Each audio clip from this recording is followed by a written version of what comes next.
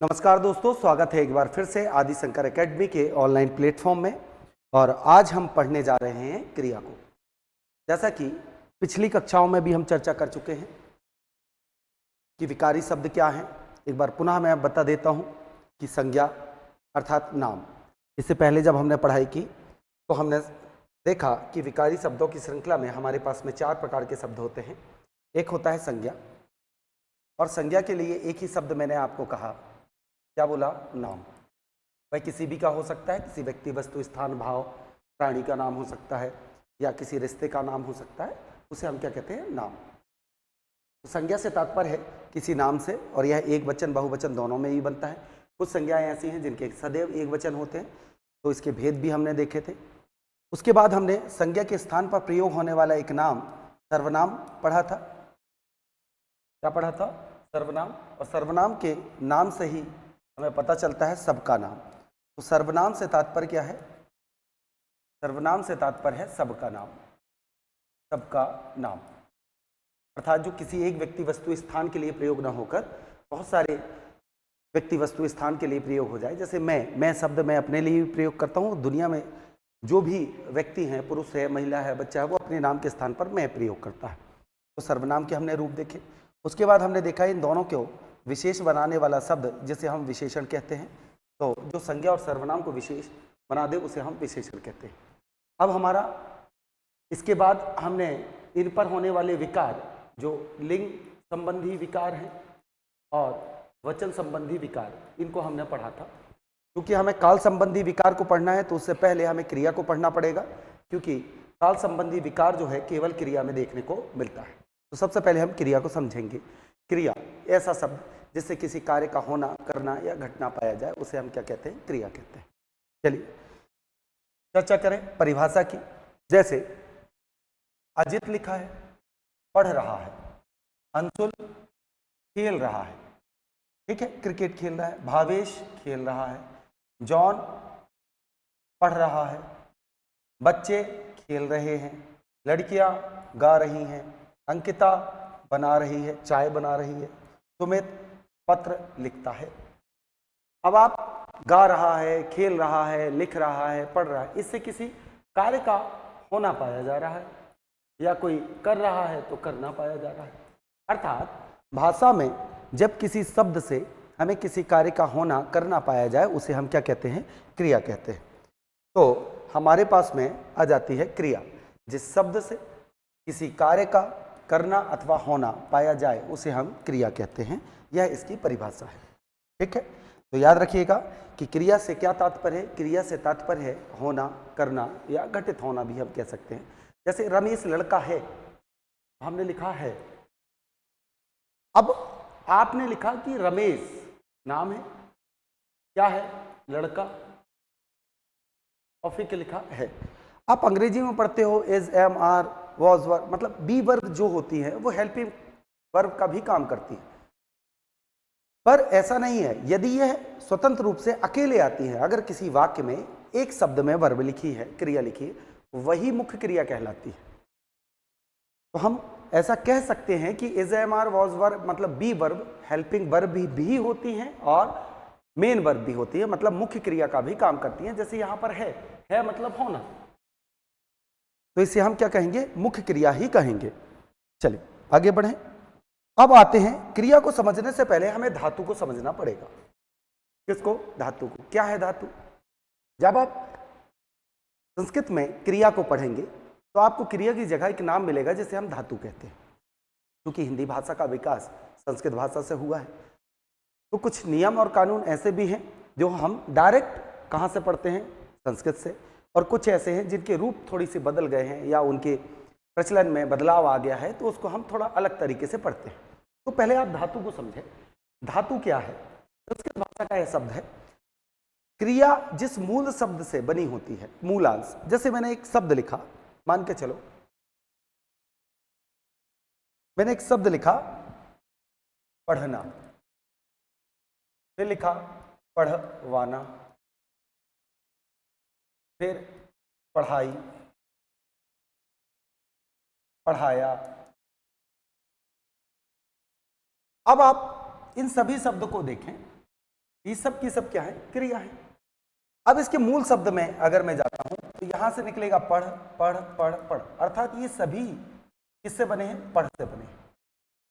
तो यह धातु है, यह क्या है, धातु। तो धातु उस मूल शब्द या मूलांश को कहते हैं, धातु उस मूल शब्द या मूलांश को कहते हैं जिससे क्रिया का निर्माण होता है।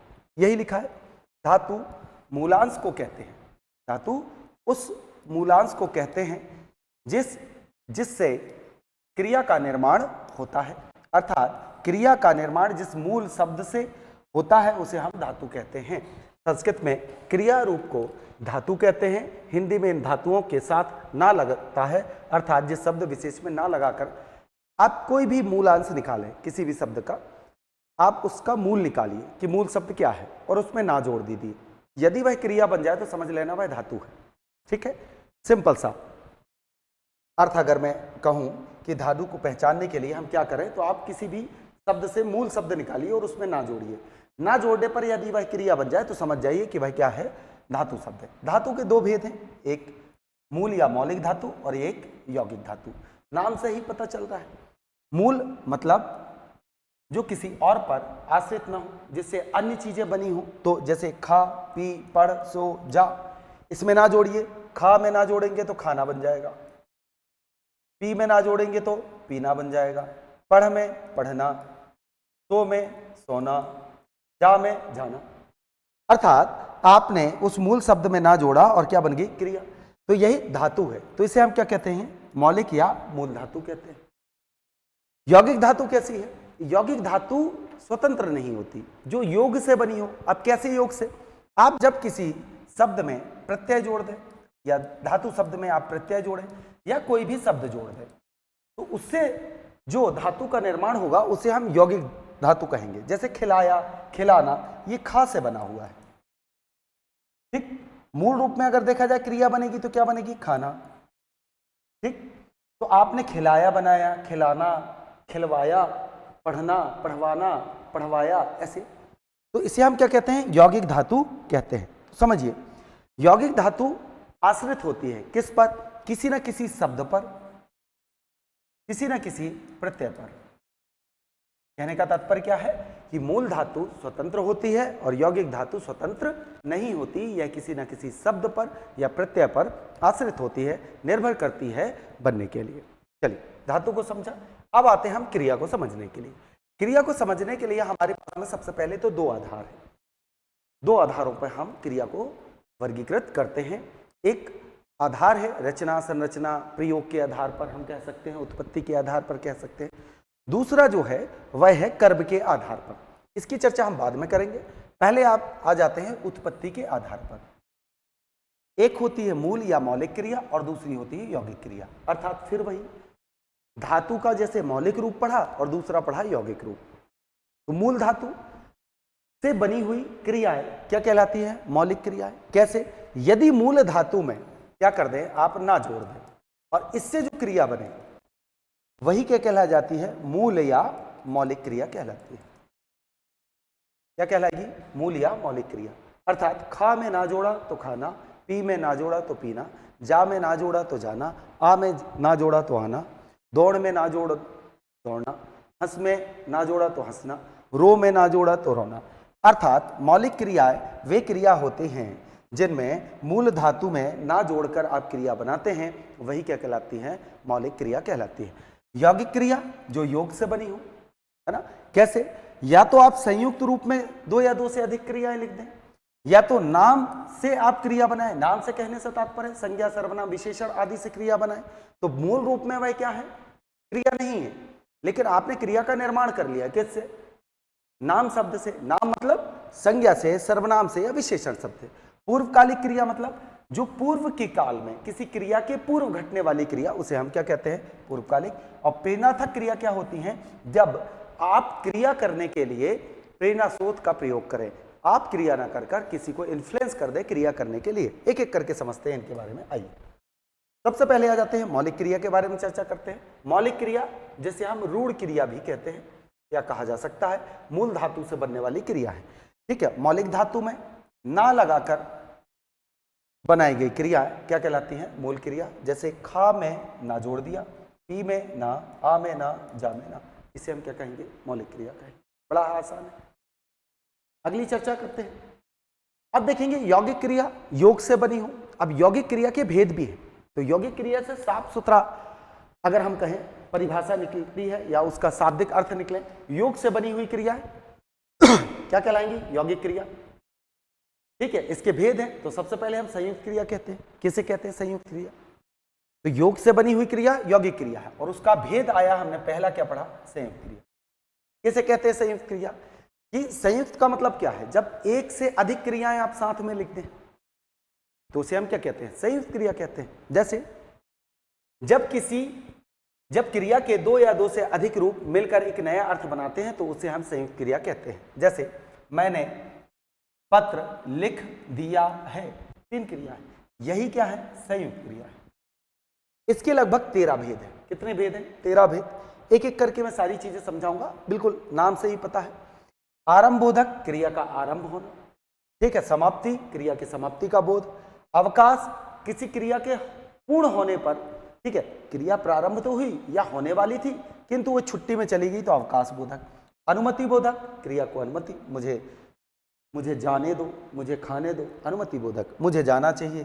ठीक है। नित्यता, बार बार, बारिश पानी बरसता रहता है, मीना बोलती रहती है। अवकाश बोधक, ठीक है, क्रिया का अवकाश 2 बार। आवश्यकता बोधक, तुम्हें पढ़ना चाहिए, तुम्हें पढ़ना चाहिए। ठीक है। निश्चय बोधक, मोहन अवश्य जाएगा। ठीक। इच्छा बोधक, मैं घूमने जाना चाहता हूं, इच्छा बोधक है। अभ्यास बोधक, ठीक है, मोहन बार बार पढ़ता है, रोज लिखता है, प्रतिदिन, तो बार बार क्रिया हो तो उसे हम अभ्यास बोधक कहते हैं। शक्ति बोधक, मैं कर सकता हूं। ठीक है। पुनरुक्ति बोधक, है ना, मोहन रोते रोते बोल रहा था, तो रोते रोते पुनरुक्ति, जब आप शब्दों को दोहराएं। आकस्मिकता, अचानक हो, है ना, मोहन को कुत्ते ने काट खाया।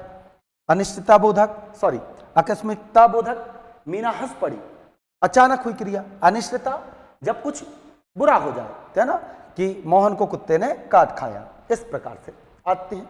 एक दो को समझ लेते हैं। आरंभ बोधक क्या है? ठीक, ज्यादा इतने डेप्थ में तो नहीं आते प्रश्न, लेकिन फिर भी आपको इसके बारे में पता होना चाहिए कि क्रिया, यौगिक क्रिया के अंतर्गत संयुक्त क्रिया के कितने भेद होते हैं। लगभग 13 भेद होते हैं। कई जगह आपको 15 भी मिलेंगे, कई जगह 10 और 9 भी मिलेंगे। आरंभ बोधक, क्रिया का, जब आप देखें ना क्रिया धातु के साथ में लगा, लगे,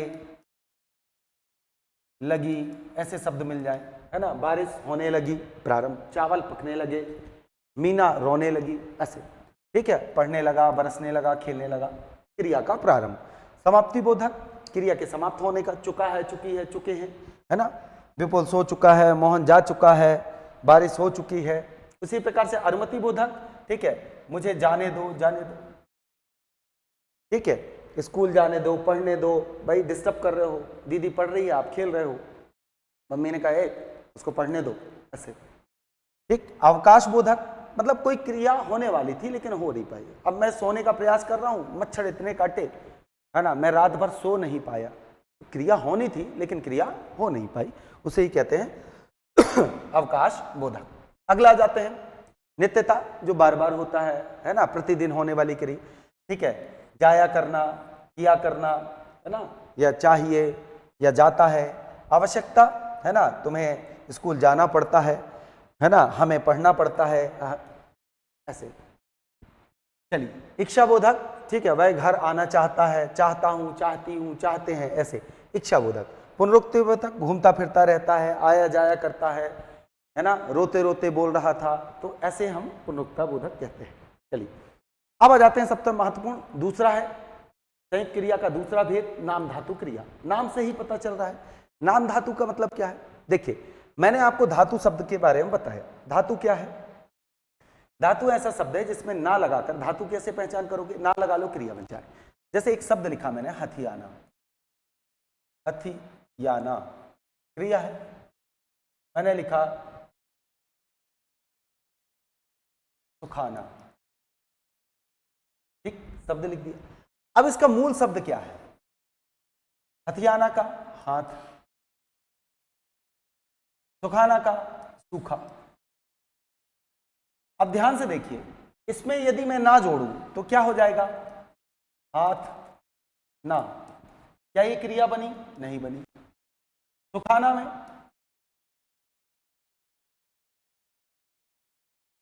मैंने लिखा सुखाना, ऐसा नहीं है, गलत है, ये भी क्रिया नहीं है, वर्तनीय शुद्ध है, सुखाना होता है।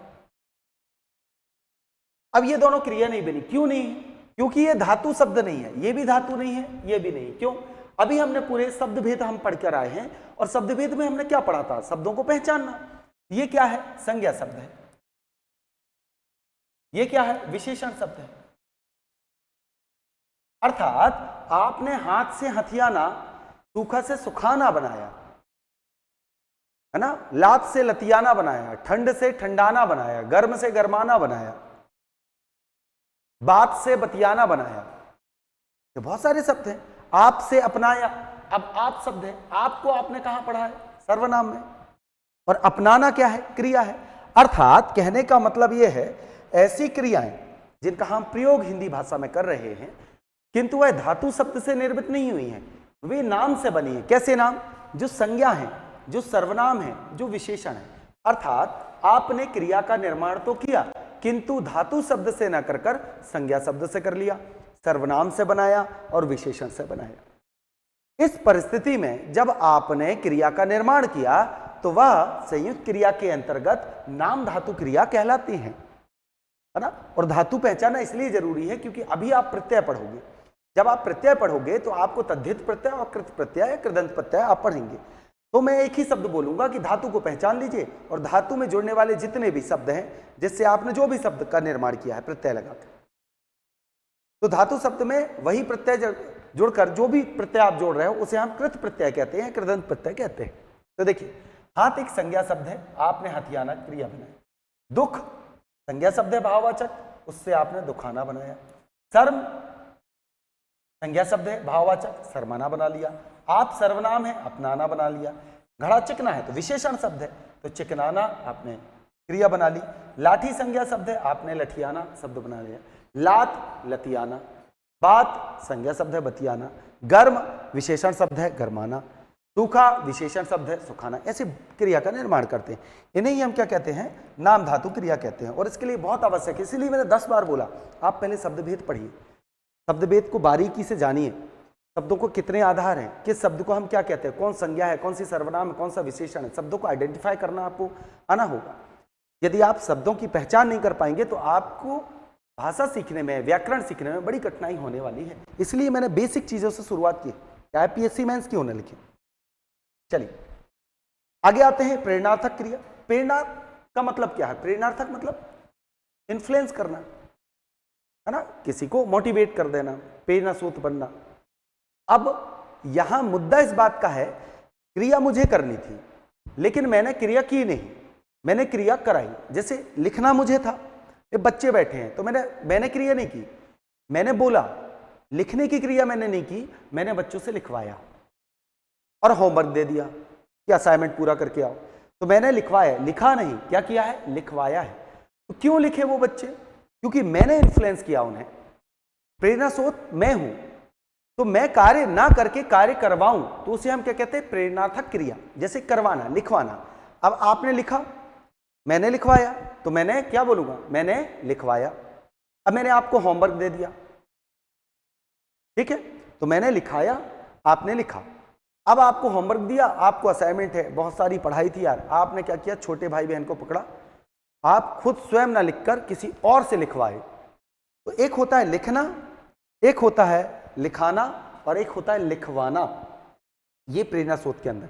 तो लिखना मूल क्रिया है, लेकिन लिखाना या लिखवाना प्रेरणार्थक क्रिया कहलाती है। देखिए, प्रेरणार्थक क्रिया का अर्थ है जब कोई व्यक्ति किसी दूसरे व्यक्ति से कोई कार्य कराता है या किसी दूसरे व्यक्ति को कार्य करने के लिए प्रेरित करता है, उसे हम प्रेरणार्थक क्रिया कहते हैं। और ये दो प्रकार की होती है, एक होती है प्रथम प्रेरणार्थक और दूसरा होता है द्वितीय प्रेरणार्थक।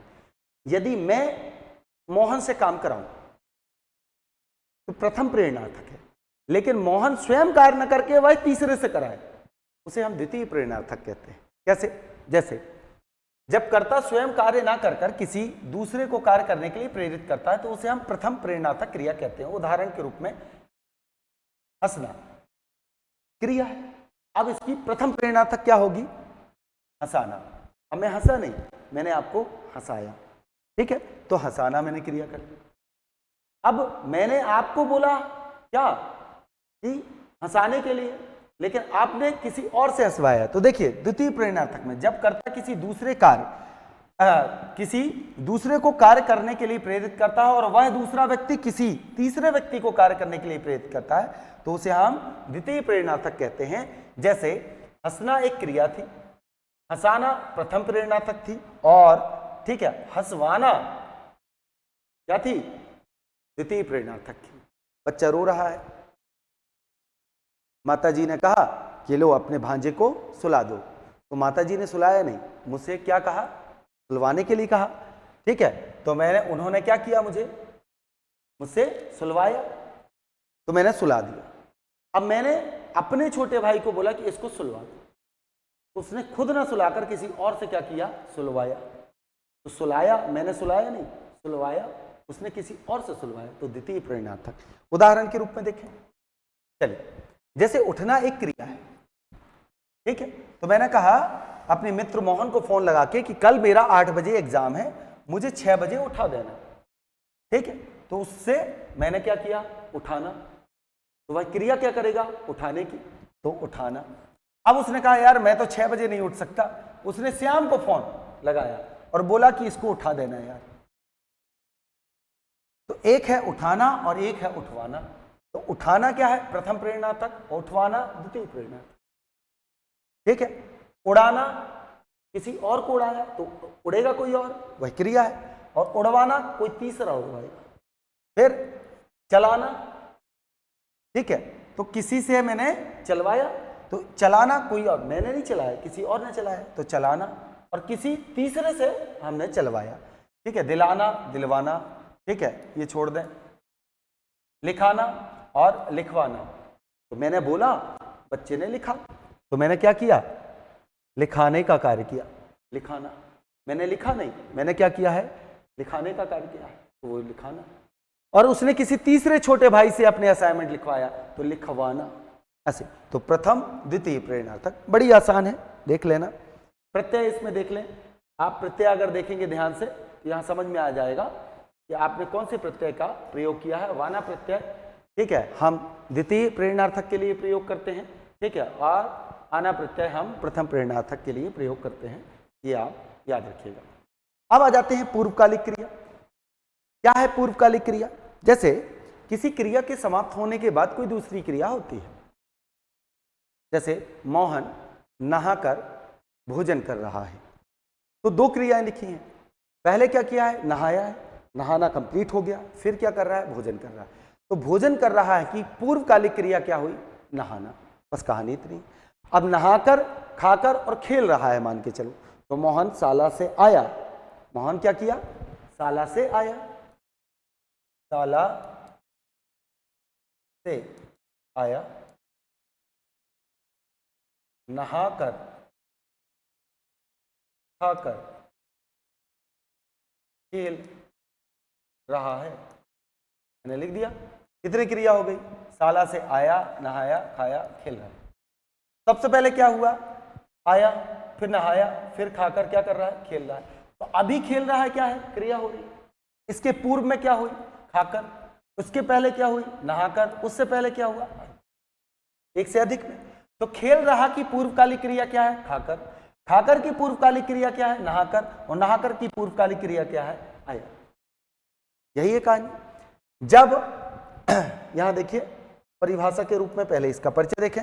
जब वाक्य में एक क्रिया समाप्त हो जाने के बाद दूसरी क्रिया शुरू होती है तो पहले समाप्त होने वाली क्रिया को उस क्रिया की पूर्वकालिक क्रिया कहते हैं। अर्थात जब एक कार्य पूरा होने के बाद तुरंत दूसरा कार्य शुरू किया जाता है तो पहले पूरा होने वाला कार्य क्या कहलाएगा? पूर्वकालिक क्रिया कहलाएगा या कार्य कहलाएगा। जैसे राम खाकर सो गया, सो गया तो पहले क्या किया? खाकर। तो यह क्या है? पूर्वकालिक क्रिया है, ठीक है। फिर सीमा पढ़कर क्या करें? खाना खाएगी, तो खाना खाएगी की पूर्वकालिक क्रिया क्या होगी? पढ़कर, ठीक। उसी प्रकार से पुजारी ने नहाकर पूजा की, तो पूजा की पूर्वकालिक क्रिया क्या है? नहाकर। बस 1 हो, 2 हो, 10 हो, 50 हो क्रिया लिखी हो, अब स्टेप बाय स्टेप घुमाते रहे, तो इसे हम क्या कहते हैं? प्रेरणार्थक क्रिया कहते हैं। अब आ जाते हैं कर्म के आधार पर क्रिया। महत्वपूर्ण, 1 मिनट। कर्म के आधार पर क्रिया को हम अगले सेशन में पढ़ेंगे। आज यहां पर 2 अन्य भेद और मैं पढ़ा देता हूं, ठीक। अब देखिए कि हमारे पास में जो क्रियाएं हैं, सबसे पहले हमने देखा क्रिया के भेद कि हम 2 आधार में पढ़ना है। कैसा? एक है हमारे पास उत्पत्ति के आधार पर और दूसरा है कर्म के आधार पर। तो उत्पत्ति के आधार से क्या तात्पर्य है? उत्पत्ति के आधार से तात्पर्य है कि हमने क्रिया की रचना कैसे की है। तो क्रिया की रचना की हमने किससे? धातु से। धातु से हमने क्रिया को बनाया। मूल रूप से बनी हुई क्रिया मौलिक क्रिया कहलाई, और योग से बनी हुई क्रिया क्या कहलाई? यौगिक क्रिया कहलाई। और इनके भेद हमने देखे कि हमारे पास में मूल क्रिया के बाद में जो संयुक्त क्रिया है, ठीक है, वह किसके अंतर्गत? यौगिक क्रिया के अंतर्गत आती है। यौगिक क्रिया के अंतर्गत हमने देखा सबसे पहले संयुक्त क्रिया, और जिसके भेद कितने हैं? 13 भेद हैं। 2 या 2 से अधिक क्रियाओं को साथ में आप लिख दें तो वह क्या कहला जाती है? संयुक्त क्रिया कहला जाती है। और यदि आरंभ का बोध हो तो उसे हम आरंभ बोधक कहते हैं। समाप्ति का बोध हो तो हम क्या कहते हैं? समाप्ति बोधक कहते हैं। अनिश्चितता का बोध हो जाए अनिश्चितता बोधक, इच्छा का बोध हो जाए इच्छा बोधक। उसके बाद हमने देखा क्या? नाम धातु क्रिया की संज्ञा है, सर्वनाम है, विशेषण है, इनसे बनने वाली जो क्रियाएं हैं उन्हें हम क्या कह देते हैं?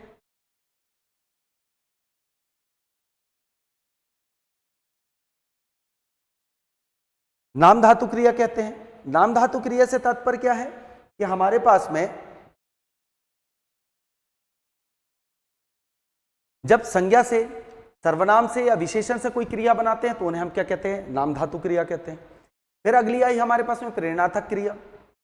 जब कर्ता स्वयं कार्य ना कर किसी और से काम करवाता है तो उसे हम प्रेरणार्थक क्रिया कहते हैं, है ना। लगवाना, करवाना, जगवाना, उठवाना, सुलवाना, ऐसी प्रेरणार्थक क्रिया। फिर हमने देखा कि पूर्वकालिक क्रिया क्या है? पूर्वकालिक क्रिया ऐसी क्रियाएं होती हैं जो किसी एक क्रिया के समाप्त होने के बाद दूसरी क्रिया प्रारंभ हो जाए तो वह क्रिया समाप्त होने वाली पूर्वकालिक क्रिया बन जाती है। यह हमारे पास में भेद है। अब सबसे महत्वपूर्ण है कि 2 अन्य भेद भी इसके हैं। कौन से 2 अन्य भेद हैं उसके बारे में चर्चा करते हैं। पहला, आपने सुना होगा कई बार कि सहायक क्रिया होती है। क्या होती है? सहायक क्रिया। और इसको मैं अन्य भेद में इसलिए लिख रहा हूं क्योंकि यह क्या करती हैं? मुख्य क्रिया के साथ जुड़ के आती हैं। मुख्य क्रिया धन सहायक क्रिया बराबर अर्थ की पुष्टि। बराबर क्या होता है? अर्थ की पुष्टि। अर्थात जब आप कोई मुख्य क्रिया लिखते हैं और उस मुख्य क्रिया के साथ में कुछ क्रियाएं आती हैं जो मुख्य क्रिया के अर्थ को प्रकट करती हैं, वही सहायक क्रिया है। और इनका केवल इतना ही काम है कि मुख्य क्रिया के साथ में आना और उनके अर्थ की पुष्टि करना। जैसे मोहन जा, मैंने लिखा मोहन जा। अब आपको समझ में नहीं आएगा। अगर मैं जा के साथ में लिख दूं रहा है, इसका अलग अर्थ है। रहा था, और फिर लिख दूं जा के साथ जाएगा। अब देख ली, काल का निर्धारण हो गया, उसकी पूर्णता अपूर्णता का बोध हो गया। तो जा मूल धातु थी और उस धातु में मैंने क्या किया? ये जो है ये सहायक क्रिया है। जो जा जो मुख्य क्रिया है, मूल धातु है, उसके अर्थ को क्या कर रहा है? प्रकट कर रहा है। तो सहायक क्रिया क्या होती है? ऐसी क्रियाएं होती हैं जो मुख्य क्रिया के साथ में जुड़कर आती हैं और उसके अर्थ की क्या कर देती हैं? पुष्टि कर देती है। दूसरा एक महत्वपूर्ण बिंदु है अनुकरणात्मक क्रिया। एक और क्रिया है जिसे हम कहते हैं अनुकरण। अनुकरण का मतलब क्या होता है? दोहराना। तो मैंने बनाया अनुकरणात्मक क्रिया। अब अनुकरणात्मक क्रिया क्या है? ऐसी क्रियाएं जो अनुकरण से बनी हो। किसके अनुकरण से? वास्तविक या काल्पनिक ध्वनि से आपने क्या बना लिया? क्रिया का निर्माण किया। आपके दरवाजे में कोई आया और खट खट करके बजाया, तो उसे आप अंग्रेजी में कहते हो नॉक करना, हिंदी में कहते हो खट खटाना। तो खट खट की आवाज से आपने क्या बना लिया? खट खटाना, खट खटाना। कैसे बनाया? ध्वनि से सुन के। किसी को चिल्लाया, वो कांपने लगा, तो उसके कहते थर थराना। बच्चों को थप थप करके सुलाते हो तो थप थपाना, है ना। मक्खी भिन्न भिन्न करती है तो भिन्न भिन्न आना। बिल्ली म्याऊं म्याऊं करती है, मिमियाना। मम्मी बात बात में चिल्लाती है, बड़बड़ करती है तो बड़बड़ाना। कहने का मतलब समझ, जब आपने काल्पनिक और वास्तविक ध्वनियों के अनुकरण से एक क्रिया का निर्माण कर लिया, उसे ही हम क्या कहते हैं? अनुकरणात्मक क्रिया कहते हैं। यहां तक समझ में आया? तो यहां हमने सबसे पहले किसके आधार पर? उत्पत्ति के आधार पर क्रिया को देखा, ठीक है, जिसमें मूल क्रिया, यौगिक क्रिया के हमने देखी, और साथ में दो अन्य भेद भी हमने देख लिया। अब कर्म के आधार पर अगली कक्षा में हम पढ़ेंगे, ठीक है। यदि कक्षा ठीक लग रही है या कोई भी त्रुटि है, कोई भी और आवश्यकताएं हैं, आप कमेंट्स बॉक्स में लिखें, बताइए कि सर हमें ये समस्या है या ये प्रॉब्लम जा रही है, हमें तैयारी करनी है, ये समस्या है, तो हम उसके लिए तैयार रहेंगे, ठीक है। यदि अभी की कोई भी समस्या है, आप कमेंट बॉक्स में डाल दीजिए, हम उसका समाधान कर लेंगे, ठीक। आप नेट का पेपर दे रहे हो, जेआरएफ का पेपर दे रहे हो, एमपीपीएससी दे रहे हो, वनडे एग्जाम दे रहे हो, मैंने हमेशा से अप्रोच रखी है 360, है ना, कि आप कहीं पे भी हिंदी पूछी जाती है, मैं एक पॉइंट भी आपको नहीं छोड़ूंगा जो परीक्षा के दृष्टिकोण से या समझ के लिए, दोनों कॉन्सेप्ट की भी बात करूंगा, मैं फैक्ट की भी बात करूंगा। साथ में जैसे ही हमारा व्याकरण का सेशन कंप्लीट हो जाता है, फिर मैं आपके लिए प्रैक्टिस भी ले आऊँगा। फिर उसके बाद में लिटरेचर वाला है, क्योंकि अभी जून में एग्ज़ाम है नेट जेआरएफ के लिए, असिस्टेंट प्रोफेसर के भी एग्ज़ाम है, जून में पुनः एग्ज़ाम है, वर्ग 1 का भी है और नेट जेआरएफ का भी है। तो मैं प्रयास होगा कि हिंदी साहित्य के जो वीडियो हैं वो भी मैं जल्दी से जल्दी आप तक पहुंचा सकूं, ठीक है। तो ये आप प्रॉपर नोट्स बना लीजिए और जो भी समस्या हो मुझे बताइए, ठीक है। तो आज की कक्षा हम यही समाप्त करते हैं। जय हिंद, जय भारत।